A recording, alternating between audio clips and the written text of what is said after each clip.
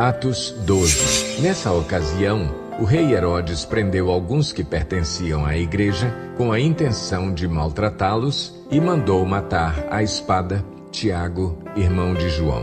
Vendo que isso agradava aos judeus, prosseguiu, prendendo também Pedro durante a festa dos pães sem fermento. Tendo-o prendido, lançou-o no cárcere, entregando-o para ser guardado por 4 escoltas de 4 soldados cada uma. Herodes pretendia submetê-lo a julgamento público depois da Páscoa. Pedro então ficou detido na prisão, mas a igreja orava intensamente a Deus por ele. Na noite anterior ao dia em que Herodes iria submetê-lo a julgamento, Pedro estava dormindo entre 2 soldados, preso com 2 algemas, e sentinelas montavam guarda à entrada do cárcere. Repentinamente apareceu um anjo do Senhor e uma luz brilhou na cela. Ele tocou no lado de Pedro e o acordou.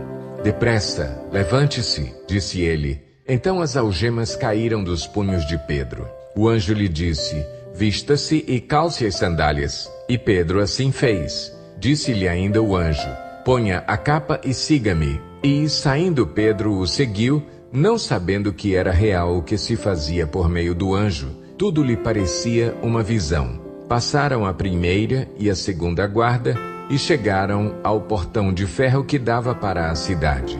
Este se abriu por si mesmo para eles e passaram. Tendo saído, caminharam ao longo de uma rua e, de repente, o anjo o deixou.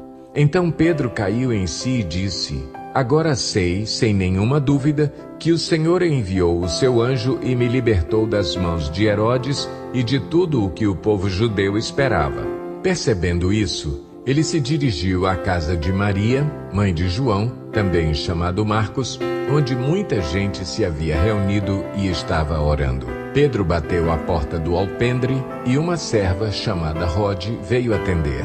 Ao reconhecer a voz de Pedro, tomada de alegria, ela correu de volta sem abrir a porta e exclamou: "Pedro está à porta." Eles, porém, lhe disseram: "Você está fora de si." Insistindo ela em afirmar que era Pedro, disseram-lhe: "Deve ser o anjo dele."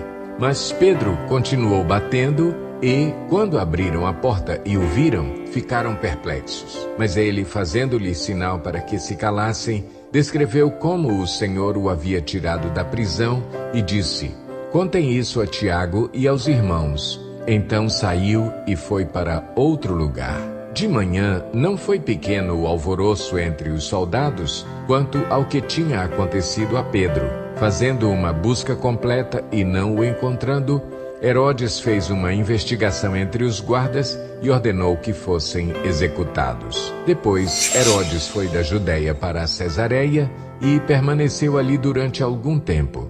Ele estava cheio de ira contra o povo de Tiro e Sidom.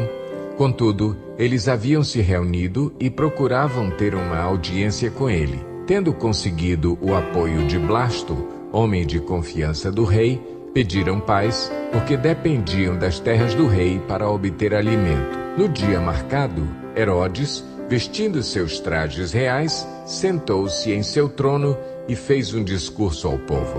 Eles começaram a gritar: "É voz de Deus e não de homem." Visto que Herodes não glorificou a Deus, imediatamente um anjo do Senhor o feriu e ele morreu comido por vermes. Entretanto, a palavra de Deus continuava a crescer e a espalhar-se. Tendo terminado sua missão, Barnabé e Saulo voltaram de Jerusalém, levando consigo João, também chamado Marcos.